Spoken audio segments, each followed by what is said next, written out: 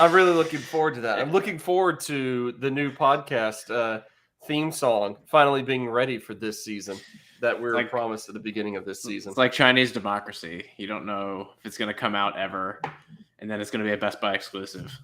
That's exactly the analogy I was thinking. Yeah, that's it. Mm-hmm. And we were all thinking it. It's the most clear and common analogy out there. Mm-hmm. All right, welcome everybody to the episode of You'll Never Talk Alone that takes place in the final week of the Premier League season. I'm not really sure. We can't say it's the final episode of the season because obviously, hey, we got something else to play for as soon as this weekend is done. But this is the build up to what has got to be, I think, the weirdest season finish I've seen. Maybe in the history of the Premier League. I don't know. I mean, what are we, guys? We are 10 years removed from the dramatic finish between the two Manchester teams. Was that 10 years ago where Sergio Aguero scored that final? Wow. It seems like way longer, but also yesterday. Yeah. It was 10 years ago. Crazy. Yeah, and they commemorated it this week by making a statue of Toni Kroos. How nice. Yeah. How nice. But we are 10 years removed from that, what is the most dramatic finish of a season. And we are right on the precipice of what I'm sure is the weirdest into a season, especially after this past Sunday. I'm your friend Joseph Craven. Alex Lovell is here. Will Caves is here. And we are ready to discuss anything and everything at this point. We were just saying before we hit record, we don't know what the structure of this episode is supposed to be. We don't know anything anymore. Technically speaking, we are still in the hunt for the quadruple, which seems so strange to say, considering it was a mere 5 months ago we had resigned this season. We had gone ahead and decided, you know what, City's got it. By Christmas, we were done. Now we're sitting here in May going, well, I don't know. But that's happening. Obviously, the triple is very much in our control, as the Champions League final against Real Madrid will be coming up next Saturday, or Saturday of next week, to be more clear. So a lot going on, but it's just bizarre. First and foremost, gentlemen, I'll start with you. Alex, just how you feeling? How are you feeling after whatever it is that's happening is happening? I mean, have we confirmed that this weekend, is that a season finale or a series finale? Right. There's no word yet whether or not things have been renewed for an extra season. We'll hear back on that. Well, it depends also, because you got to remember, in British terminology, they don't do seasons. Everything is a series. So. That's true. So it's both at the same time. And also, I don't know what's weirder, like the fact that we're in the hunt after being 14 points behind over Christmas and resigning ourselves and just kind of talking smack about City cheating financially for a lot and coming back. Still applies. Or the fact that we have 3 people on a pod. I don't know what is more strange, what I'm having a harder time understanding. What you can't see is over here, I have Will's name written down so I can remember who he is. In the podcast. I'm like, I can't forget this. I also have my name written down right now. Just in case. Just in case. How about you, Will? How are you feeling? Those were my answers. Yeah, that was, we'll jump back to it in a minute, Alex. But Will, how are you feeling immediately? I don't even know. Like it almost doesn't seem like the finale of the season is this weekend, but I feel such a nonchalance about the league. In terms, like, personally, I don't know if that, obviously Twitter is going nuts with conspiracies and all this stuff, but like I'm cool. Like, I've already kind of resigned that we're not going to win the league, but if we do, obviously awesome. But it feels really weird to be going into the final day with a chance to win the league and feel sort of indifferent. Like, I think if we hadn't won the double already, I would care way more. And if we weren't also in the Champions League final, but I'm good. I'm fine. Yeah, I think that's kind of been a bit of the tone I like the way that you worded it. I think that's been kind of the tone of last time Alex and I got together and recorded this. Is it general thoughts? I mean, obviously we were still sitting there going like, fingers crossed that things work out because the quadruple would be unbelievable to have. But there is this kind of underlying, I don't know, this kind of underlying, calmness about it, at least on our end of things. I know there's a lot of fans that are not that way. And we can ask Zach to hop on and tell us about his coworker if we want. But we it's an underlying calmness that, hey, we've done a lot and we have more we can accomplish no matter how this goes. And it is kind of a weird also feeling. I remember saying to y'all after the second draw against City that kept them in first place. I remember saying, honestly, the pressure is still on them. It's not on us. And I've still been feeling that way where it's, like we could have done more. Like we could have beaten them, we could have gotten 3 points. We could have not drawn against Tottenham this past week. We could have done more, but at the same time, the pressure has always stayed on them to prove that they're number one. The pressure has not been on us to prove that we're fighting to maybe take first. We proved that a long time ago. So it's a weird feeling. But Alex, let's double back on that. Is that kind of how you're feeling about the actual league itself? Are you kind of feeling that weirdness about it as well? Yeah, I mean, having come from a place where I'd resigned myself to losing the league already, it's all just a happy bonus at this point. It's just a testament to how good this team is that that this is even a conversation, that we were able to close the gap, and that the pressure, even when you do financially cheat, can get to you. And this league is weird. This season's weird. I mean, it's crazy that we both drew in the penultimate week. Like, that's wild after not doing anything like that for months and months and months. For that to happen at the same time, just insane. For us to be playing on Tuesday when everyone else got to play on Wednesday and Thursday this week is insane, having played a 120-minute and penalties final on Saturday. And I also, like, because we won the league recently, I don't feel the same kind of like, oh, we have to do it now. It's not going to be like the 2 minutes when Brighton was ahead of City and we were leading Wolves at the end of the 2019 season. Like, I mean, obviously want to win the league, but I am okay if we don't, because I want the European Cup. That's the trophy that I love, and we can go back to focusing on that because we've won the league and there's not really that burden weighing over our heads.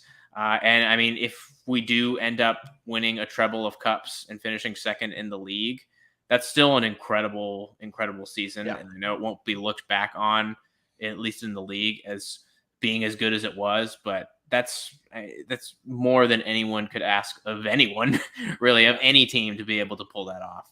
And I mean, playing the maximum amount of games in a season without replays is just absurd. Like that doesn't happen, and we're doing it, and it's no wonder that our players are dropping like flies. Right, I know it is nothing short of a miracle. We've made it till this point in the year, and then the wheels fall off right at the end. What's interesting? I think for me, the reason I'm calm is that we will be here again next year. Maybe not in contention for the quadruple, but we'll be in the title race next year, and the next year, and the next year, because of the foundations that have been laid in these past few seasons. And so, like, this is different than in I forget what year it was when we lost to Palace. After being 3-0 up, and that year it felt like this was our only opportunity, so we have to go for it. This isn't our only opportunity. Oh yeah, and that's gone now. I think we got the monkey off our back a few years ago, and like, if we win the league, obviously it's great, but it's not as, we've had that deep, like, exhale, right? Like we've had that relief off of us, and really the pressure is on City to keep it up, because we're the best team in the world.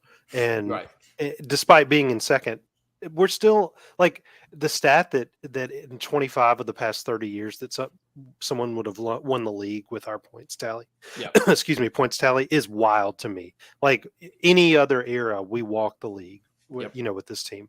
Which is not the first time we've done it either. Oh, sure. And Yeah. this is Not the- honestly we've low. talked- It's a low yeah. points tally. We've talked about it on this podcast before, how in the past couple of years we would have sealed the premiership far and away, by now. So Mhm. It's wild. Like that's nuts to me. But I'm like Alex, I want the Champions League. That's the one I always want. That's the big, the big one. yeah. The league is awesome, but like you live for the European nights or in our case the European afternoons. But that's what you watch for is the big games, and I want the Champions League. Yeah, there's nothing quite like a European 2:30, here in the Right. Central Time Zone, Right. man. Yep. Love it. No, that is a phenomenal point, Alex. I'm glad you brought it up because yes, the as Will just said, the monkey's off our back. Like the whole we can't win a league title, for decades thing, that's done. And it's definitely. I mean, I don't want to just echo Will, but that's essentially all I could think of to do because I mean we're not going anywhere. And so this doesn't feel like the end of anything. Even if like things don't go well in the Champions League final, which I have no reason to think that they wouldn't, that it wouldn't be a good competitive match, that we would play pretty well. But even if things don't go, well, it's still, hey, we made our, what is this now? It's just the third final in 4 years, fourth final in 5 years. I don't know what it is at this point. We're just living there, we're taking up residence. So it's pretty much always in contention as long as we're healthy. For the Premier League, pretty much always going to be competitive in the Champions League again, as long as we're healthy. Last year, I think we've just, and that's another good point, or another point as to why it feels good right now is that we've also shown last season was a fluke. We've shown that last season's struggles, yes, they were due to everyone getting hurt all the time. Surprise, surprise, when your star players aren't healthy, you tend to not play quite as well over the stretch of a full season. Who would have guessed? So like the elimination for the Champions League and needing to have that amazing Alisson goal in order to stay in the top four, all of that, which of course the anniversary of that just happened a couple of days ago as well. So that's hard to believe that was a year ago because that moment lives in my head on a loop 24/7. Well, because you scored it. Because I scored it. Right. I think it's interesting. Like you mentioned like the cups, and we've already done the double, which before 3 years ago would have been like, we did the double. This is a huge deal, right? Like, and it just kind of seems like we did the double. Yeah. And but like the double's crazy. No one does doubles, right? Like very few teams do it. City does it. You see the Madrid, Barcelona, like those type teams do it, Bayern, etc. But like we've come in, we got 2 cups already. We're in another final, essentially 2 more finals for all intents and purposes. Yeah, in a way. In a way. And like it's still I just, even if now I'll be disappointed if we lose the Champions League final, right? Like that's gonna suck. But like this season is just unquestionably a success. And just goes and is quite the opposite of last season. Yeah. Especially because we disrespect the cups so much. Right. That we ended up winning them. I mean, I know Pep is totally right that the media loves us and they are on our side completely, but they did. They slipped up a bit. Just listen to the even the NBC commentary over the past weekend, because Lee Dixon was just, he sounded like a City fan. Yeah. In some of the matches he was commentating on, and I like Lee Dixon, but he wasn't having a good weekend. And I mean, they did slip up a few times when they said Klopp disrespected the cup by putting out not our starting lineups. And I mean, I know that we have to apologize to the Queen for that. I think that was worse than the booing the national anthem. So we have a lot of apologies that we have to post Bruno Fernandes style on social media to do. But no, I mean, it was incredible to be able to do what we did. Like, I can't remember the last time that a team won both the League Cup and the FA Cup in the same season, because they just don't do it. And it's incredibly. against Yeah. the same team. Yeah, exactly. Yeah. It's incredibly impressive to do it. I don't know why we can't score against Chelsea. That's the one thing we need to figure out for next season. That's like the one tweak we need to change. And to do it in the way that we did it, I mean, with the whole squad. I know that's something that we've talked about forever, like having depth, wanting to have depth. This is a 2 cup runs that used everyone, that everyone was a part of, that Takumi Minamino finished top scorer twice to do, and we still ended up winning. Like this is finally what happens when we're able to rely on people outside of just those first 11, when we're able to build a squad. And this is just, again, as Will mentioned earlier, the foundations that we've laid, and the fact that we are a destination now, and other clubs might be interested in players, but as soon as Klopp picks up the phone and calls them, that's it. Like that's where they're going, and the decision has been made, as evidenced by new fan favorite Luis Diaz. So yeah, I think it's just a great time to be a fan, and I know a lot of people keep mentioning like we need to cherish this time with this team that we have, because we may not ever get it at this level again. But geez, this team is just so much fun, so great to watch, and so great to watch people like Costas Tsimikas head fake chicken tenders over Alisson in celebration of his goal. I think it's important to note that, like, what you mentioned, that's funny, but like, I like the people on the team too. Like, Yeah. Klopp is great, obviously, like, but if you just go through just the roster, every single one of those guys, by all accounts, are good people, and like they're fun to root for. It's not like, oh, this guy's trash, but he's good, so I'll like him. Like I legitimately want good things to happen to Alisson and like Roberto Firmino and James Milner and those. Like I think it's important. You talk about foundations. The best thing has already happened to James Milner. He was born James Milner. Yeah, that's true. That's true. So like, that's what else? Where else can he go from here? That's true. But those guys are just they're good people, and they're, like I said, they're fun to root for. Like it's fun to, and it feels more emotional, and especially since most of them have been here for 4 or 5 years at this point. Like you really you've seen them develop, you've seen them grow into the best, left back, the best right back, the best whatever, and they're just, it's fun. It's a really fun time to be a fan.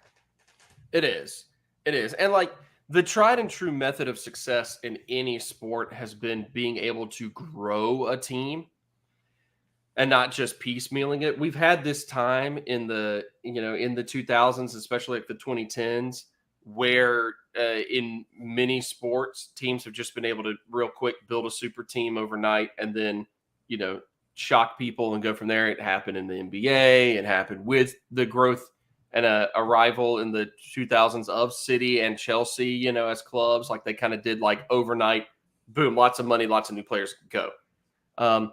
But I think that it seems like the nature of sports in general is drifting back to like, you really have to be okay with building something. And we've gotten to see that over the past 5 years. We got to see the foundation get laid. We got to see the times in which we were a really good team, but we were one injury away from being a useless team. We got to see those years happen. And right now we're at the point in which it has been, we've had these guys that we've been able to, like you said, Will, get to know, root for years now, see the growth of the team as an entire unit and not just as like a collection of individuals. And it's been awesome to see. And like there are so many people I talk to that don't have any appreciation or love for the club that talk about how easy it is to enjoy watching the style that we play. But also exactly what you're saying, Will, just it's easy to root for these dudes. It's easy to root for Mohamed Salah. It just is. Unless you're a Chelsea fan and you're, a trash bag. But Right.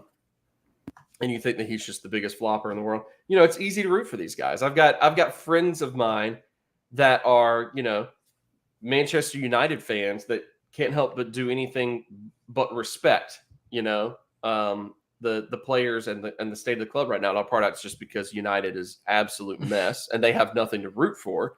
But it's just an interesting place to be in. Mm-hmm. And that's exactly it. It's what makes it so much fun. And it just was what makes, watching these past few seasons, even last season. I mean, I love that Allison header to, in stoppage time and injury time. I love that moment. It stays with me, even if last season was difficult, because last season was a galvanizing tool.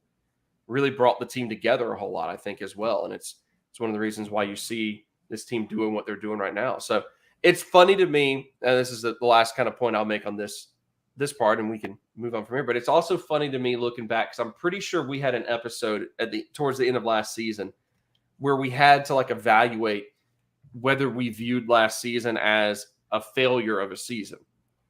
Not in a super negative, context, because we understood, there were so many injuries. There was a whole lot going on. There were things that were outside of our control happening. But it seemed like a bit of a failure of a season, because we knew the expectations going into it, coming into a title defense, all of that. We had to have that conversation of would you rate this as a season in which it's a lot was stacked against us, but it also kind of hurts a lot. And we don't have to worry about that this year. This year is already unquestionably a success. The only question that remains is how much of a success will it end up being as we go through these next couple of weeks. So just love it. I just love it. And I don't want to take any of it for granted. And I'm just trying to soak it all in, as much as I can. Alex, anything else you want to add to that before we bounce on to the next topic of conversation? Really, it's exciting to be in a position where we're 2 games away from being considered inarguably the best ever domestic side of all time. And even if it doesn't happen where we do win the quadruple, the team will still be in the conversation. And considering what we've been through, what we've seen as a club, all the stuff we've had to go through, even when you look back to the time when we started this podcast to right now, it's just unbelievable and really surreal that we're getting to see this, and we're getting to see this happen to our team, and that we have players that just come in and become instant favorites. And we have these weird memes as a club of Keita FC and Brexit FC and all these weird just jokes, and we can just have fun, and we're debating and having stupid arguments. We're just watching it unfold. If people have stupid arguments about, we're really just making stupid things. Statements. We're not having stupid arguments. We're just making our normal stupid statements. Yeah, but we have the freedom to do that because we're just so good, and it's just I can't believe it sometimes, really, that I'm still, it's not quite used to us being so good. There's still that just reflex of just it's got to go wrong, and even the way we're doing it now. I saw a bunch of people asking, how do we have to do it that way? And I was like, we had to win against Southampton that way because that was the nerviest way we could win, and that will set up the nerviest finish on Sunday. We just have to shatter ourselves to support this team. But Heart Attack FC, it's ridiculous. I have a couple of buddies that are Chelsea fans, and we were texting during the game, and when Mane's shot was saved, I said, we're done. That's it. We lost. I knew in my spirit that we had lost. And it's because, 10, 15 years ago, was it 15? Yeah. Almost, no, not quite 15. 10 years ago, when Roy Hodgson was our manager. Yeah. You knew you were going to lose, and I haven't gotten over that. And so it's funny now to where we just roll teams, and we walk. I mean, we have effectively walked the league. But it doesn't feel like that because it's Liverpool. Yeah. It's as chill as I am right now. Some of these games I've been these guys, why do we have to go 120 minutes in 2 finals? Why did the African Cup of Nations had to go 120 minutes in penalties with both of our best players in the final? Why does that only happens to us? Yeah, and it's hilarious, but also really it forms the connection. The same group of people also commented that they were texting, and they'll use things they're talking about Lukaku and Werner and Pulisic, and I'm talking about Andy, Bobby. I'm using first names because they feel I feel that connection to them because they kill me every week. Right.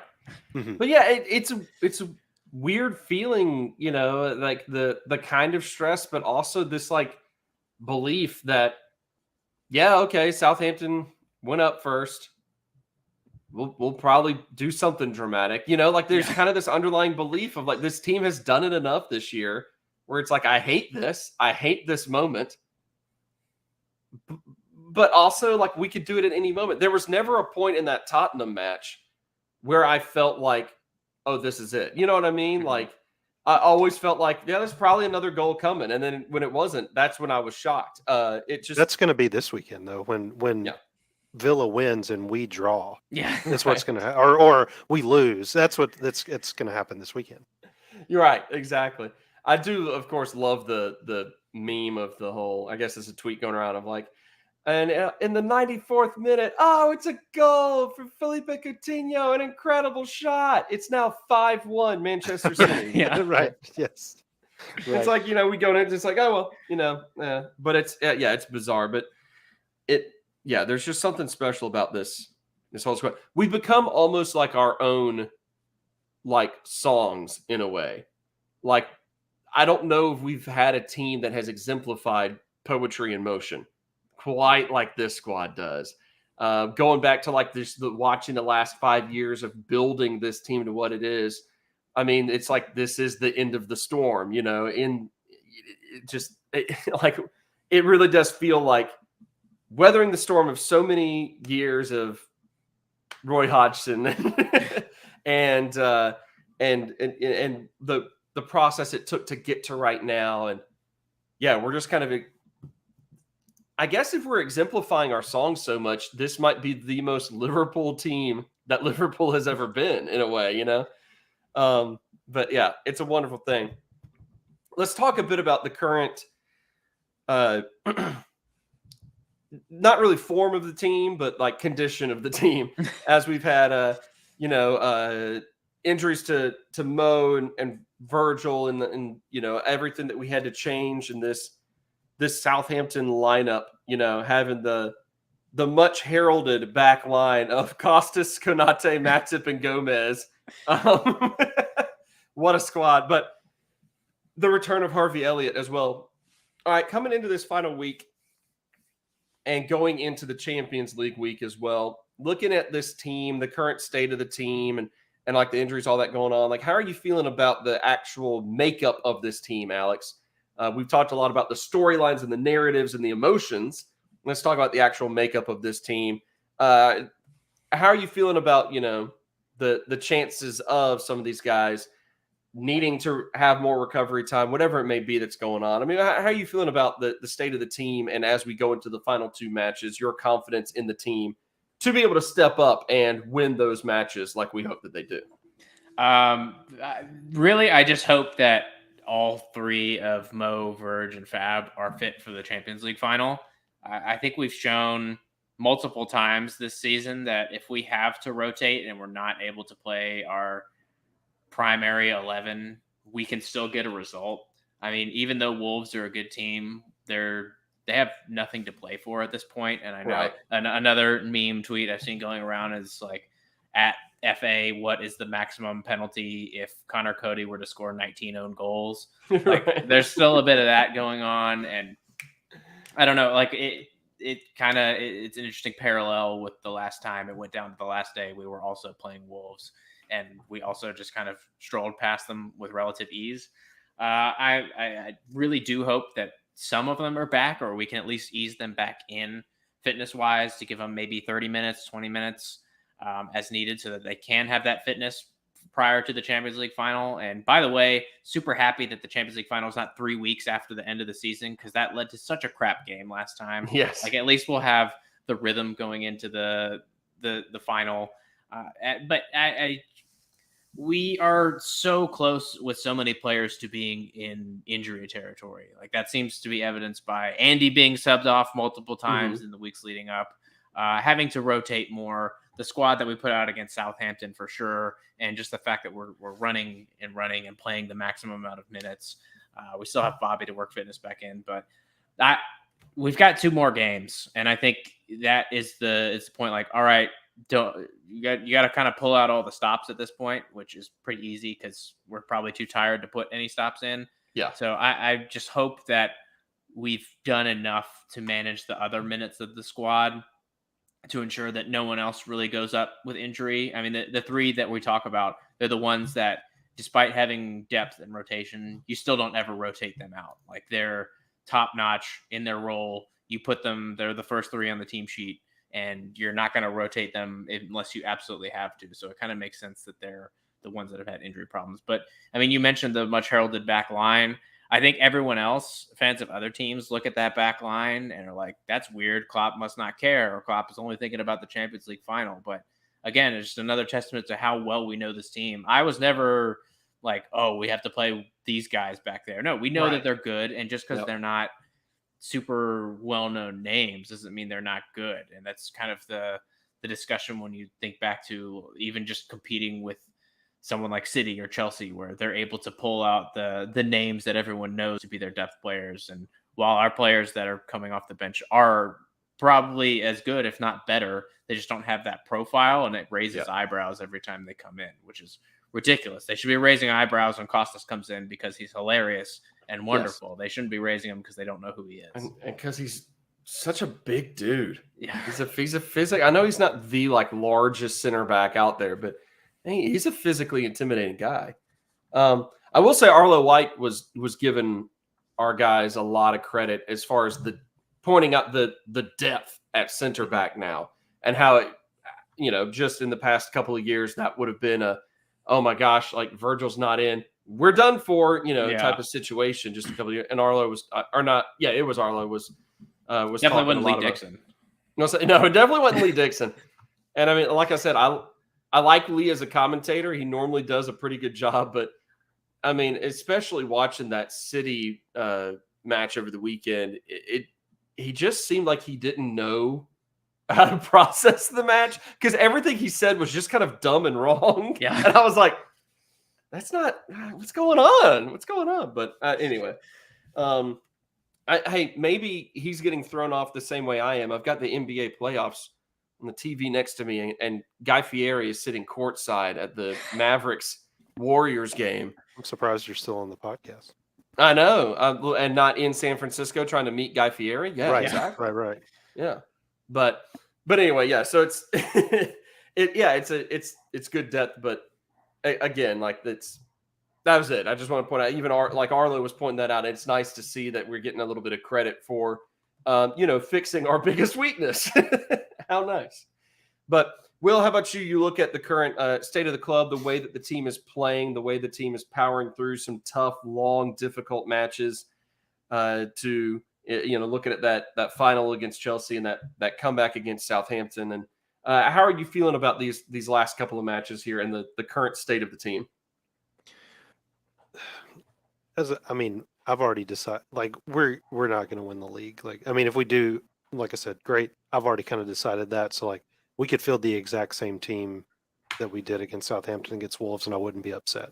Right. Because it's kind of hard to to get to supercharged about something that's not in your control, which is weird to say on a podcast featuring three dudes that live thousands and thousands of miles away from the team that we're talking about to begin with. Because every time we record, we're caring about things that we have zero control or input. But I mean, like, watching it, it's like, yeah, like we can win, we should win, we have to win to have a chance, but there's still other factors, and it really just makes for a weird vibe all in all. Yeah, bro. I just want everybody, like, I just want everyone to have a good time. It's just everybody have fun. Everybody have fun. I just want everybody to make it to the Champions League final. Like, I don't care about Wolves at all. I mean, we're gonna win. Like, it's just that's what we do. But like, just get us to the final. I just want to see. I just want Van Dijk and Salah to be on the pitch for the full 90 minutes. For the full 120. Yeah. For penalties. And then penalties that follow after. Yeah, of course. Yeah. No question. Yeah, I'm with you on that. And I feel like we should talk a little bit about that match. I don't know. I will be unavailable next week in the build up to the match. I don't know if you guys will be able to have time to do a proper match preview, but I feel like we need to talk just a little bit about it. Well, obviously we've stated the fact that we all feel a little bit. Oh, obviously we feel more excited about it because no matter what, like win, lose, or draw, it's a deciding match. Everything's in our hands. Like that's really super exciting. But I mean, this is also, Alex, we kind of hit on this last time we recorded, but so Will, I want to get your feedback on this as well. Like we're a more improved team. We're a different team than last time that we played Real, and when we tried to get in, if this is a quote unquote revenge Champions League final against Real, we don't live in the same situation like we did a few years back where Mohamed Salah gets injured and the match is over. We don't live in that situation. We don't live in a situation now where our keeper takes one blow to the head and his career's over. We don't live in that world, that situation. We live in a situation now where our keeper is the greatest one-on-one keeper I think that has ever played. Like what he does is insane to watch. But Will, your thoughts on this kind of revenge and just the fact that we are a different team, and if one of our top players goes out, we have more confidence in their subs. How do you feel about that going into a match like this Champions League final, this big high stakes against an opponent that we don't see often, but we dislike? How do you feel about all that? Well, the reasons we dislike them are kind of gone. Like Ronaldo's not there anymore. Ramos isn't there anymore. Like, I mean, did you mean Ronaldo? Yeah. I'm sorry. I'm sorry. I'm done. Oh, no, Chris Ronaldo? Yeah, you talking about Chris Ronaldo? The Benzema is impossible to hate. I feel like he fits on our team. Sure, but like Benzema would fit on our team. I feel like he's got that same kind of spunk that our forwards usually have. And he's probably got a solid 15 years left in his career. Oh yeah, absolutely. Yeah, right. But like the last time we played Madrid, I think you're right. Like we weren't who we are now for sure, but we didn't know what we would become at that point. We're very sure of ourselves, and it's different. And then us as people, we all watched together, and we were not in the best state either. Correct. Correct. We weren't having a great day either, and so especially Zach has not fully recovered from that day specifically. It's been years. He hasn't been on the pod since then, I'm pretty sure. Right. What's wild though about this game is that like I haven't watched Madrid much at all. I caught them a couple of times in the Champions League, but I really don't know much about them. But like, who did they have that is other than Benzema that could even hold a candle to most of our team? Like, I mean, obviously their players are good, right? Like they've made it this far. They're a good team. And also it's Real Madrid. They have like this gravitas about them just as a team. But right, exactly. Like if we're at full strength right now, I pick us against anybody in the world. Like there's no one that is better than us at full strength. Even if we don't have, say like Salah doesn't start, like okay, we throw in Diaz and Mane and Jota, and we still are better. Or like Van Dijk doesn't start. Okay, well you have Matip and Konate, who Konate hasn't lost since he joined Liverpool. Yeah. And like that, it's nuts. And I mean, I think at this point, like my only concern is Fabinho. Like if he doesn't play, then that's a problem. But other than that, we're fine. Like I don't have a problem. We're good. I don't think we walk the game, obviously, and it'll be close. We'll go all the way to penalties. Yeah, but it's going to be fun. Yeah, you're absolutely right. Fabinho probably has the most specialized role on the team. For everyone else, it's like, they may play different. Like Luis Diaz doesn't play like Sadio Mane, and we don't expect him to. But like he also does things in such a way that we can work with. But Fabinho is very, very unique in his particular role and how he helps us out and how he helps us play and how he helps us fit our form and all. So yeah, that would be a difficult one. I think also losing Fabinho, if we're weak anywhere, it's our midfield depth, and we're not even weak there. It's just like after the Keita, Thiago, Fabinho, Henderson, okay, pull one of those out so you have the other three play. After that, it's like what Curtis Jones, who is fine, like he's had a good season, Yeah. but like that's a decent step down, and that's the only spot on the team that we're like that. Even with Allison, I think if Allison gets hurt between now and then, I'm still feel good about Kelleher coming in. He's great, The couple, So it's I think that's my only concern is Fabinho. Yeah, and the midfield's also the position group that we have rotated probably the least. And I think, and I don't know, I could be way off on that statistically speaking, but I look at it and I'm pretty sure like yeah, okay, like I like Curtis Jones, like you said, but I mean, we don't see Curtis Jones too often, and that's going to play a factor. Like Curtis Jones has not been in a huge amount of or not played a huge amount of minutes compared to how much we use those main four midfielders that we kind of rotate through. So yeah, that could be a major thing here. Alex, if I remember correctly, if I can summarize this well, based off of the last episode for anyone that didn't listen to that or did and wants to critique me after, but Real Madrid in particular enjoys trying to boot it up to really fast guy on the wing who then gets it into Benzema. And that's their main strategy. Is that how you summed it up for me? Yeah, that's pretty much it. It's a very similar tactic to like U8. It's just, which is, I don't mean that to sound like really insulting to Carlo Ancelotti because he's a fantastic manager and he's like, I'm more scared of him than anyone on their team. I'm more scared of just the power that he seems to have over Klopp that no other manager has because he just cancels him out every time and makes every game against us just awful. But yeah, I mean, they don't want the ball. They want the space in front for Vinicius to run into, and they want the space in front for Benzema to run slightly behind him and receive a cross and score.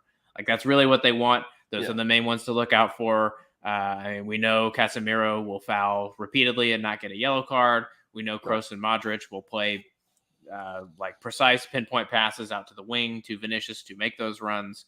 I feel like they're much more of a known quantity in that sense, and there's not that many wild cards that can change up their approach.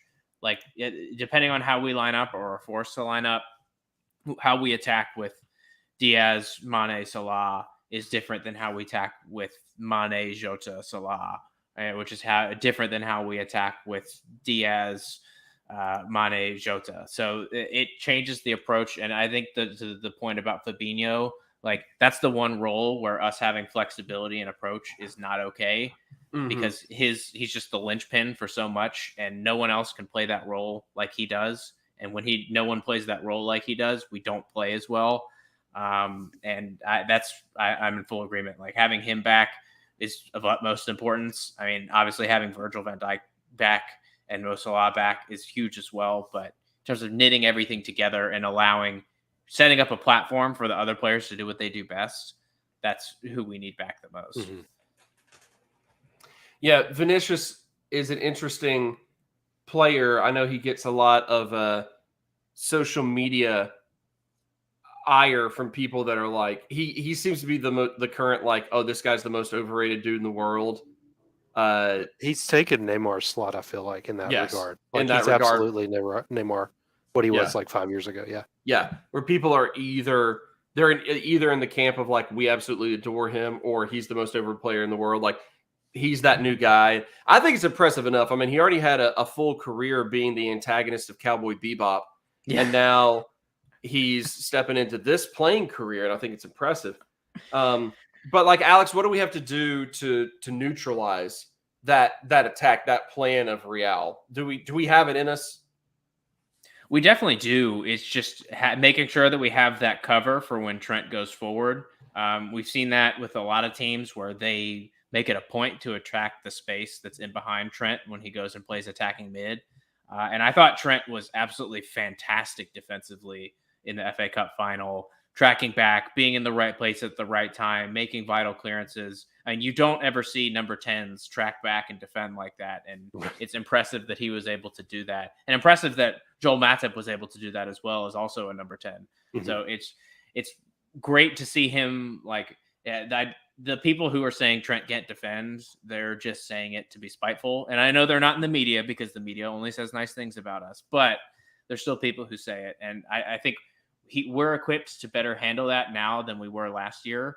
Obviously, because we have more players, but I also think that having Fabinho back to cover that space is exactly what we need, because otherwise it's just I imagine that goal that Ademola Lookman scored for Leicester in the time that we lost to Leicester, which I don't really know how that happened, but because Hendo didn't have the legs to catch back up to someone who was faster than him, that's why we scored. And that's not a slight at Hendo. I mean, some people are just faster than others, and he'd also been playing a lot and carrying an injury, but we need the legs to be able to track back and cover back and make sure that when we do send our fullbacks forward, that we almost have a back three waiting to cover. Mm-hmm. I think, though, the addition of Diaz changes this game. Like, he's been so good, and no one really if he could shoot, he would be the best player in the world. But like, no one really has an answer for him so far, right? Like, he gets into positions that even Salah doesn't get into, and I think he is perfect on that opposite. I really like how we play right now with Mane in the 10. I remember, well, the false 9, 10, whatever. The 19. But like, because Salah gets double teamed, right? And then Mane also, like, if you look at Diaz, just has so much room to run into all the time. And if they move to mark him, then Salah has room to move into. I think now Ancelotti could figure it out, and it's, as you said, he is our bogey manager, but like, for just as much as I'm concerned about not having Fabinho, I'm equally excited about having Diaz, because he has just destroyed everybody he's played against. And going back to Trent, like, I'm so glad that he dropped that 10 out of 10 defensive performance in the FA Cup final specifically, because if you do that against Southampton, nobody cares. But like, you do it against Chelsea, okay, like, that's a major factor in us, getting to the shootout and eventually winning the game. And like, the person he's often compared to the most, Reece James on the opposite end, really just, he had a terrible day against Diaz. And so like, it really, in stark contrast, I think Trent goes into this game with stuff to prove, but he's also got a chip on his shoulder a little bit, in that, like, he's been vindicated to a degree. And then I'm excited to see kind of how we line up and how we start the game. I guess who depending on who's injured, but like, if it's our main team that we've been playing lately with like Keita, Thiago, Fabinho, and the Mane, and then as the false 9, whatever. Like, I don't think there's a team in the world that can hang with us if we're at full strength like that.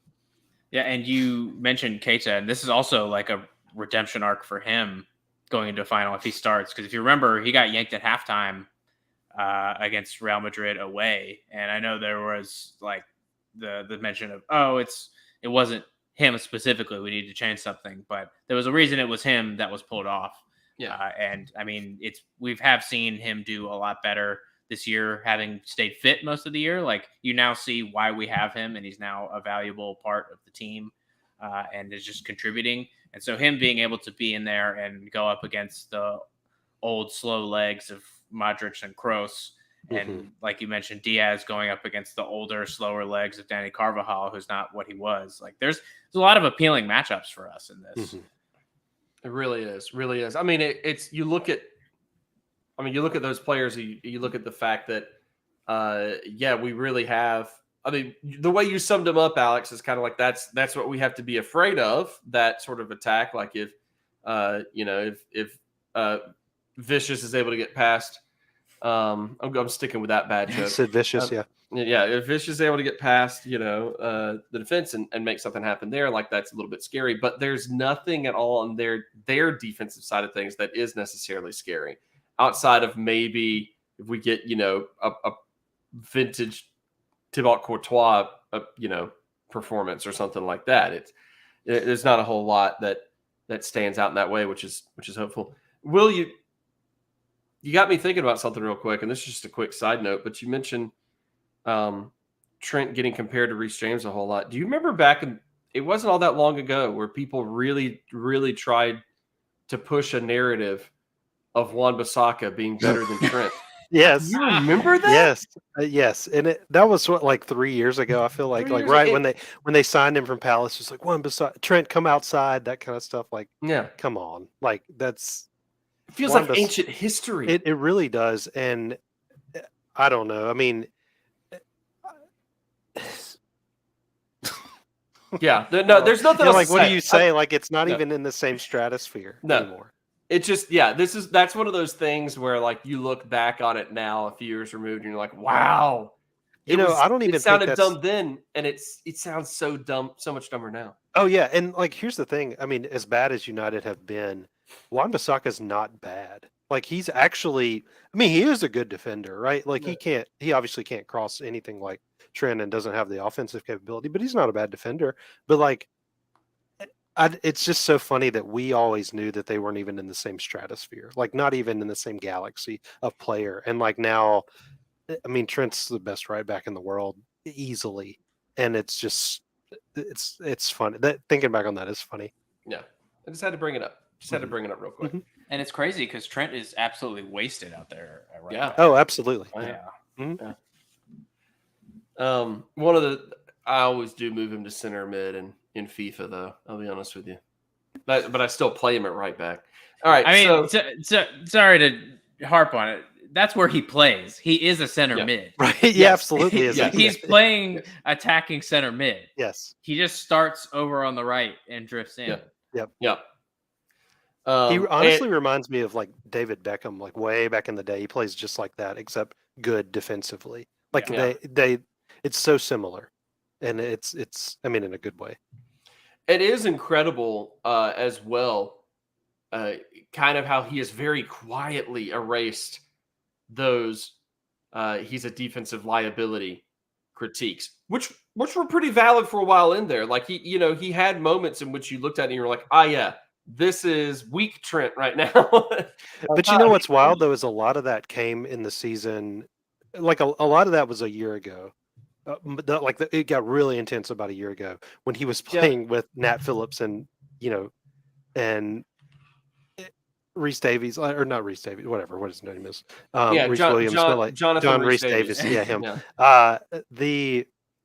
Like of course anybody is gonna look like weak next to the and nothing against those guys. Like they've obviously got us to the Champions League, but like his major gaffes were because probably he was having to overcompensate for them. And now that you've got Matip has been fit an entire season, Van Dijk is back to full strength. Like you see the real Trent, and he is. I mean, there was a little bit of it a few years before then. Oh, sure, but he was also when it was young 18 Trent, years 5 old. years old. Yeah. When it was young Trent, you heard that narrative played a lot, and it's just interesting to me how like that has been largely quieted. So, all right, I want to ask a couple of questions as we kind of get towards the roundup here in closing.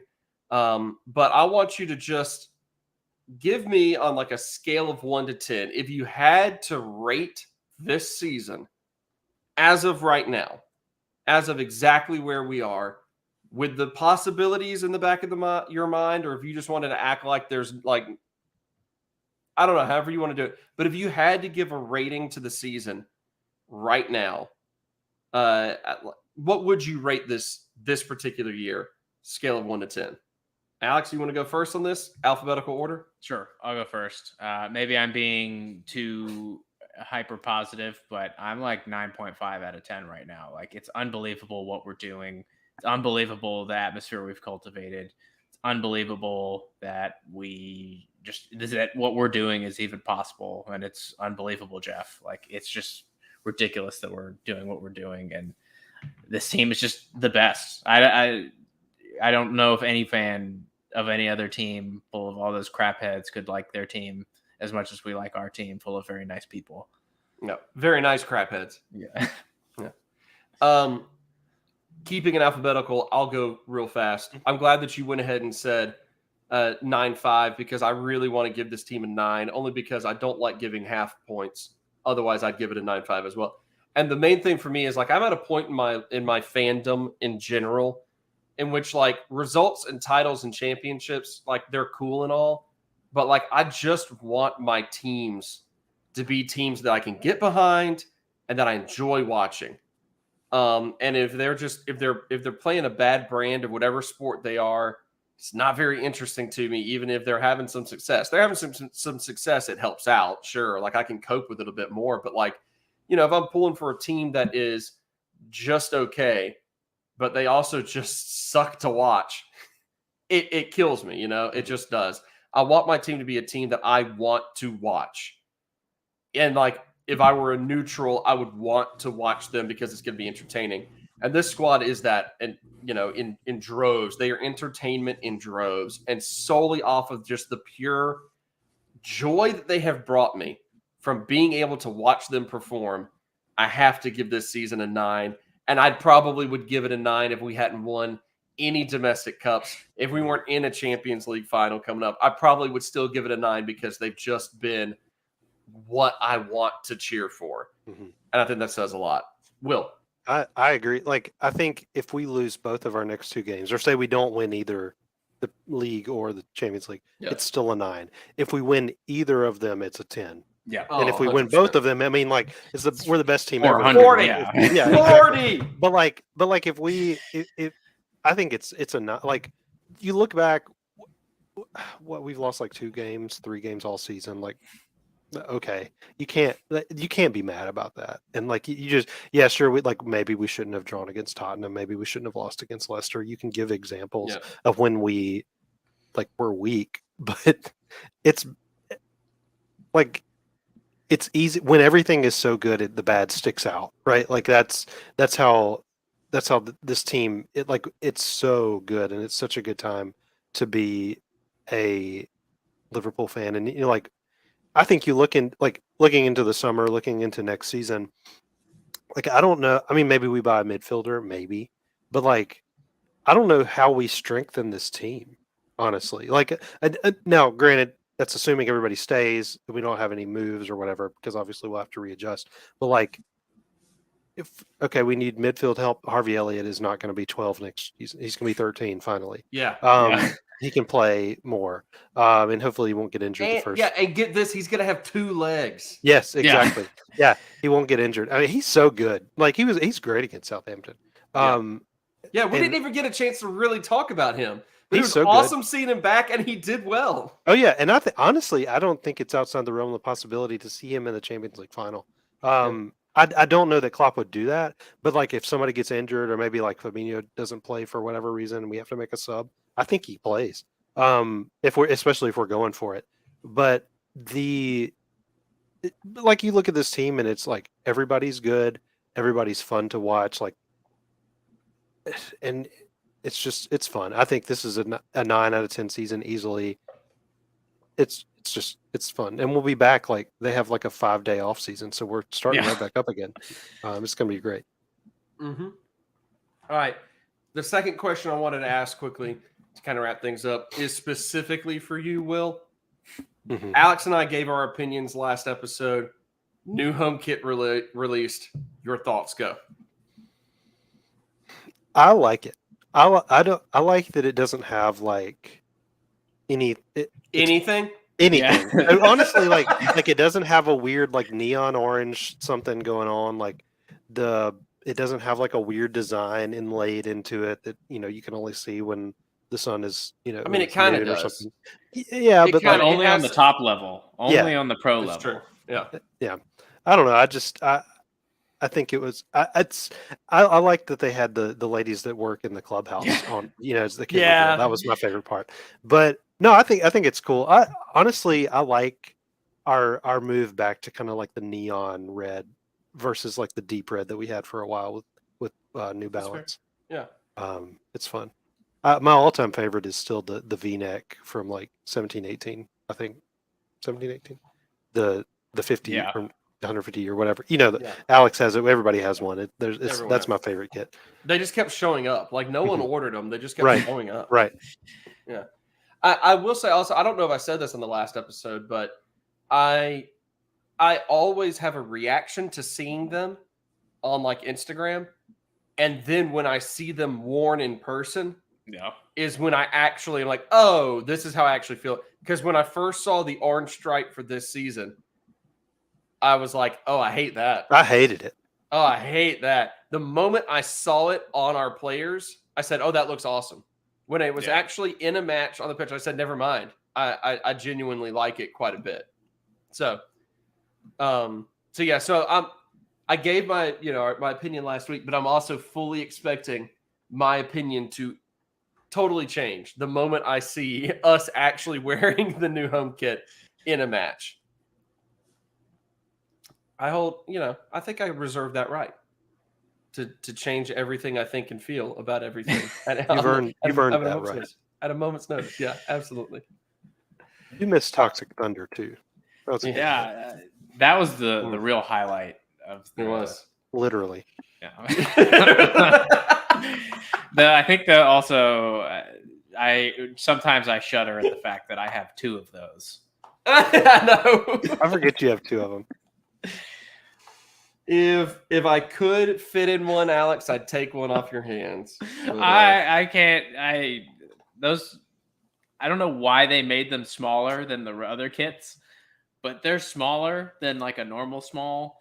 And so if anyone has any children that they want to get a kit for, I'll just send it to you. You don't even have to pay for it. Just let us know. You can let me know if you want either Coutinho or Lallana. Just let me know. Shout me out in the comments. We may all be wearing Coutinho jerseys this weekend. Yeah, exactly. We might. I think might go for some money. Yeah, if we win, we win at least the Champions League final. I think we need to go on a mission of trying to get to the team and get them to sign one of the Toxic Thunder jerseys, just to have them be like, "Why this? Why this? It doesn't. Why this?" All right, I think there's no better note to end this episode on than a nice discussion about Toxic Thunder. I think that's how all podcasts should end, regardless of what the podcast is about. I want an episode of The Office Ladies to end with them talking about Toxic Thunder. I want an episode of – that's the only podcast I know of, actually, come to think of it. I only know the podcast my wife listens to, so I almost said my mom listens to. The Oedipal complex over here. Yeah, it's happening. It's happening. I'm gonna need an edible to survive this complex. All right, so we're gonna wrap up this episode. On behalf of Alex Lovell and Will Caves, I'm your friend Joseph Craven. I want to thank you for listening to You'll Never Talk Alone. I can't tell you guys, by the way, there was an event in town that I went to last weekend. It was the opening of a new brewery, and it was right after the FA Cup final. So I had a Liverpool shirt on, celebrating. Random strangers coming up to me just to talk about that match, talk about all that. It was so good to just like have randos just come up. My wife would be like, "Who is that? Do you know them?" I was like, "No, never seen them before in my life." Did I say my wife? I meant my mom. Anyway, Thanks for listening to this episode of You'll Never Talk Alone. We'll catch you next time. Up the Reds, baby.